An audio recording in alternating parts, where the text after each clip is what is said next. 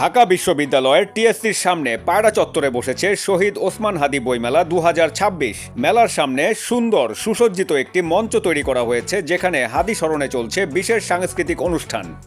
সবাই ছোটাছুটি শুরু করে, খোলা আকাশের নিচে প্রাণ বাঁচানো এক অদ্ভুত রকম চেষ্টা। শুনেছি যারা এসব বোমা বানায়।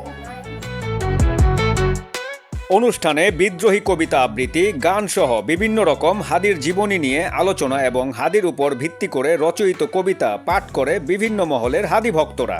বইমেলায় বিভিন্ন প্রকাশনী তাদের প্রকাশিত বই দিয়ে স্টল সাজিয়েছেন। পাশাপাশি হাদির স্মরণে প্রতি স্টলের সামনে রয়েছে ব্যানার, ফেস্টুন সহ হাদির জীবনের বিভিন্ন কর্মকাণ্ডের ছবি। দর্শনার্থী, পাঠক, ক্রেতা, বিক্রেতার সমাগমে বইমেলা জমে উঠেছে বলে মেলায় স্টল দেওয়া দোকানিরা জানান। 5 দিনব্যাপী বইমেলা আগামী 22শে জানুয়ারি পর্যন্ত চলবে।